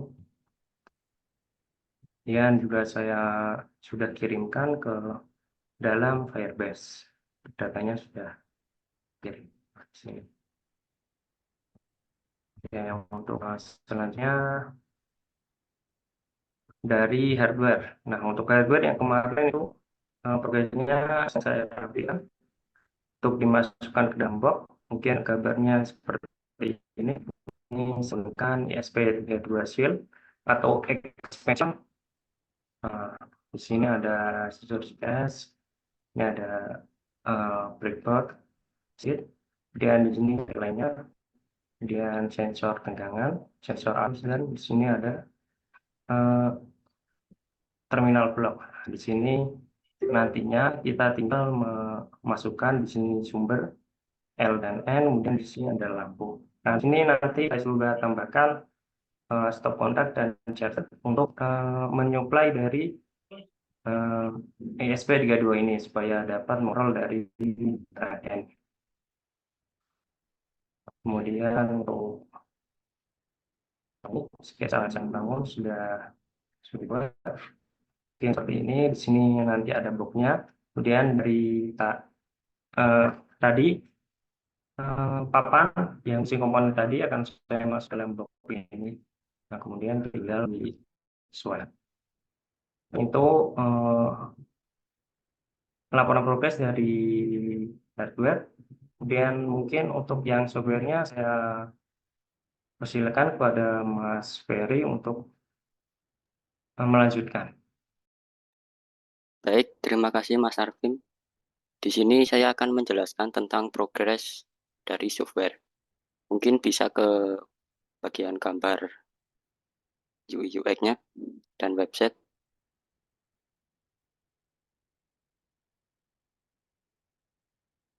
Mungkin di down, Mas. Di down di bawah.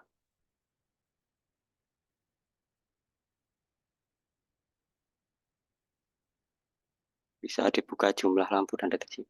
Nah, di sini untuk softwarenya ada tambahan yaitu jumlah lampu dan deteksi kerusakan pada lampu. Jumlah lampu ini akan menghitung dari daftar lampu yang sudah dimasukkan pada website, dan untuk keterangan kerusakan lampu ini akan membaca sensor jika mengalami kerusakan, misal tegangan yang terlalu rendah atau arus yang terlalu rendah, nanti akan tampil ke notifikasi kerusakan lampu ini. Mungkin itu saja tambahan untuk software engineer-nya. Yang lainnya masih sama seperti pertemuan sebelumnya.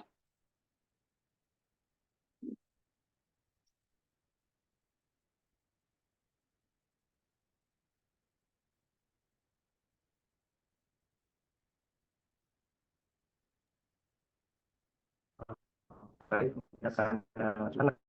untuk kendala dari Google sendiri atau dari saya ini pada penempatan sensor GPS, kemudian kedua sensor cahaya tersebut. Nah, untuk kedua sensor cahaya tersebut kan itu dikhususkan untuk membaca dari cahaya dari luar. Nah, kemudian untuk sensor GPS itu harusnya juga di luar, karena kan kalau ditaruh di dalam itu modul GPS-nya tidak dapat mendeteksi dari lokasi dikarenakan ketutupan dari atap atau ini. Karena pada modul Neo 6M itu memang harus ditempatkan di luar. Mungkin saya minta saran kepada Pak Agus atau teman-teman lainnya bila mempunyai ide untuk penempatan dari sensor GPS dan sensor saya tersebut, saya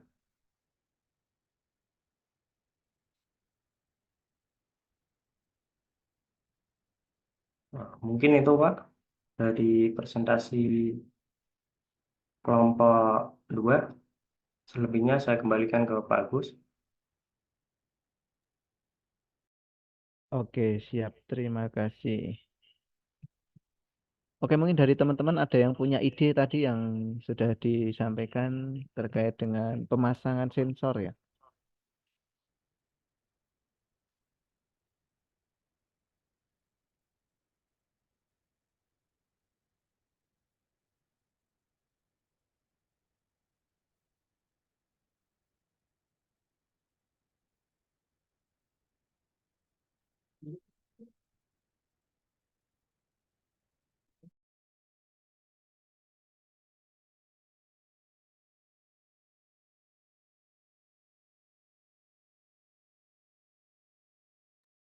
Pertanyaannya gimana Pak? Nggak, di sini terkendala jaringan, jadi nggak terlalu jelas suaranya tadi.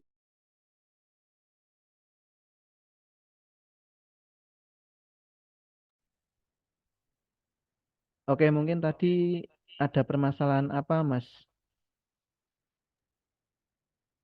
Mungkin untuk permasalahannya tinggal penyesuaian tempat ya Pak. Di sini kan untuk sensor kedua sensor saya itu dikhususkan untuk mendeteksi cahaya dari luar. Nah, untuk boxnya ini kan rencananya saya mau taruh di dalam semua. Nah, kalau di dalam semua itu kan tidak bisa ya Pak. Kemudian yang modul GPS Neo 6M itu juga harus di luar itu Pak antenanya. Karena kan kalau di dalam, saya coba di dalam kemarin itu susah Pak untuk menangkap dari lokasi GPS. Mungkin nanti saya coba untuk melubangi ya Pak dari box di pinggir sini. Dan saya taruh sensornya di sana. Mungkin itu Pak. Jika teman-teman memiliki saran atau dari Agus, saya persilakan akan kami tampung. Oke, jadi permasalahannya tadi, kenapa GPS itu susah untuk menangkap sinyal? Nah, itu terutama berkaitan dengan pelindung boxnya. Nah, itu pelindung box itu kan terbuat dari besi ya, atau logam. Nah, di mana logam itu berfungsi untuk menghalangi sinyal, Mas.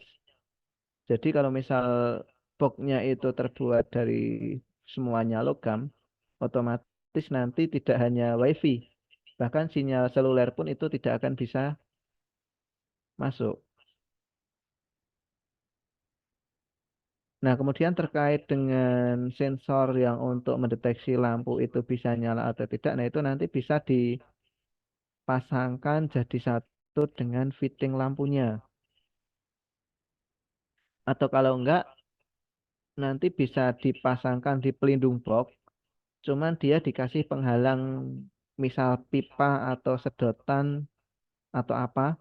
Jadi dia hanya bisa mendeteksi cahaya itu dari satu arah.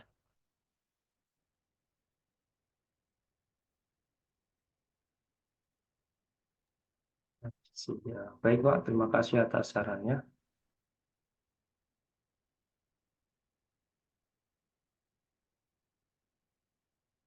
Atau mungkin dari teman-teman ada yang punya saran lain. Untuk sensor cahaya pendeteksi cahayanya pakai itu ya, LDR ya.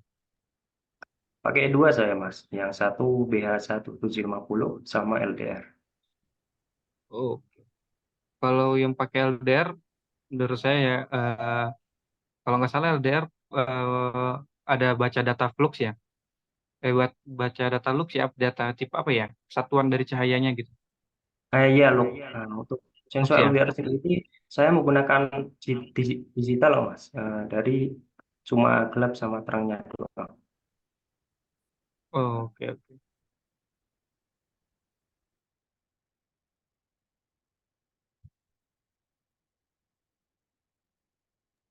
Mungkin kalau pakai sensor itu ya, kalau pakai LDR mungkin bisa di apa nih, di cover apanya ya? Di cover lampu ini, yang ini kan di cover lampunya mungkin dikasih wadah untuk berdirinya apa namanya? Berdirinya LDR itu, lalu nanti konversi nilai lux-nya aja begitu. Ibaratnya kalau ketika dia di dalam di luar kondisi di luar ruangan, otomatis kan kalau LDR itu juga mendeteksi cahaya di luar begitu. Namun ketika dia ada pembatas begitu, gimana ya cara mensimulasikannya?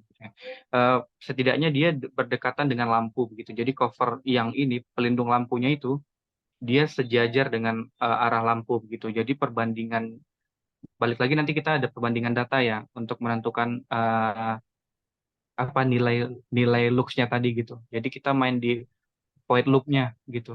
Ada kondisi tertentu yang mengindikasikan nantinya bahwasanya lampu ini baik atau tidaknya gitu.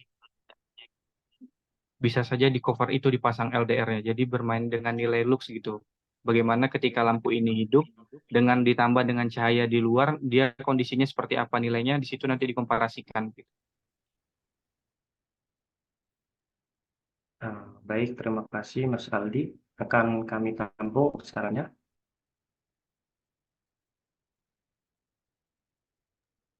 Oke, mungkin sedikit berlibet ya karena sulit untuk menjelaskan tanpa adanya itu ya eh, objeknya langsung begitu. Iya, iya, gak apa-apa Mas. Tapi tetap intinya itu bermain di nilai lux-nya itu ya, di nilai cahayanya.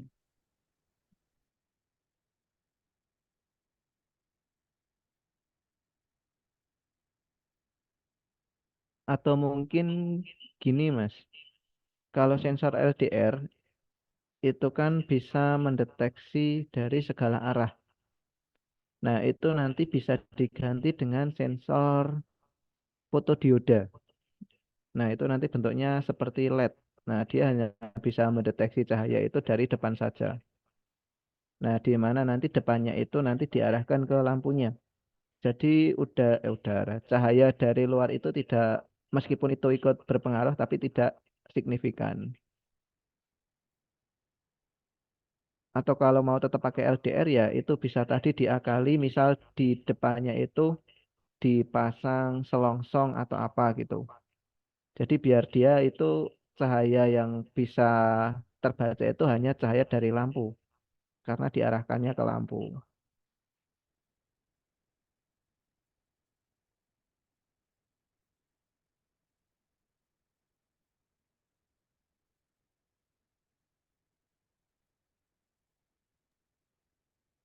Baik, terima kasih atas saran Pak Agus dan teman-teman semua. Mungkin bisa saya tutup ya Pak untuk presentasi dari progres ngobrol kami.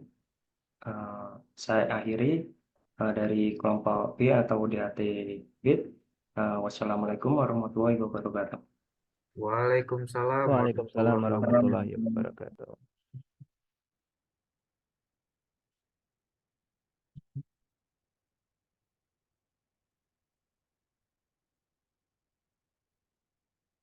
Jadi menambahkan tadi ya Mas. Jadi ini misal anggap, aduh, bentar, saya hilangkan dulu virtual backgroundnya. Nah, misal ini tadi adalah LDR-nya. Nah, ini kan dia bisa mendeteksi dari segala arah. Dari samping bisa, dari depan juga bisa. Nah, ini LDR ini dikasih selongsong. Nah, anggap ini ada selongsong di depannya seperti ini. Nah, jadi dia hanya bisa mendeteksi cahaya itu dari arah depan. Karena kalau dia dari cahaya dari samping, itu otomatis akan terhalang oleh selongsong. Dalam artian selongsong ini harus selongsong yang berwarna hitam atau dia tidak memantulkan cahaya. Jadi LDR hanya bisa membaca cahaya itu dari depan, di mana depan yang dibaca itu adalah cahaya dari lampu. Jadi diarahkan ke lampu. Baik Pak Agus, terima kasih.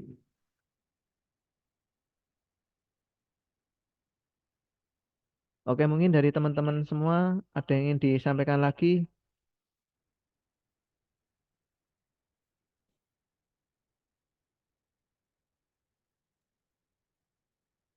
Atau mungkin sudah cukup untuk pertemuan kita hari ini? Mungkin dari saya cukup, Pak. Oke. Dari yang lain? Cukup, Pak, Cukup, cukup. Pak. Oke, sudah cukup semua ya. Oke, saya ingatkan lagi waktu kalian untuk mengerjakan progres akhir hanya tersisa sekitar 10 hari. Jadi silahkan segera dikejar. Yang penting nanti selesai dulu. Nah, alat sudah bisa bekerja, kemudian sistem juga sudah bisa bekerja. Nah, jadi saya nanti hanya paling menambahkan sedikit-sedikit saja. Seperti itu. Project apa ya? Yang utama kalian harus bisa menyelesaikan itu dulu. Yang penting nanti project akhirnya itu bisa selesai terlebih dahulu. Seperti itu. Mungkin kalau tidak ada yang ingin disampaikan lagi dari teman-teman, saya cukupkan sekian untuk kelas kita pada siang hari ini.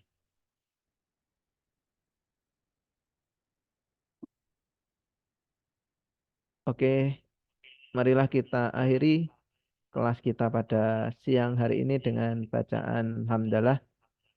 Alhamdulillah. Alhamdulillahirobbilalamin. Alhamdulillah. Terima kasih untuk hari ini. Sampai ketemu lagi nanti di hari Rabu di siang hari juga di waktu yang sama. Saya akhiri bila taufik wa hidayah. Wassalamualaikum warahmatullahi wabarakatuh. Waalaikumsalam warahmatullahi warahmatullahi wabarakatuh. wabarakatuh. Terima kasih, Terima kasih, Pak. Pak Agus. Oke, sama-sama. Oke, Pak. Terima kasih, Pak.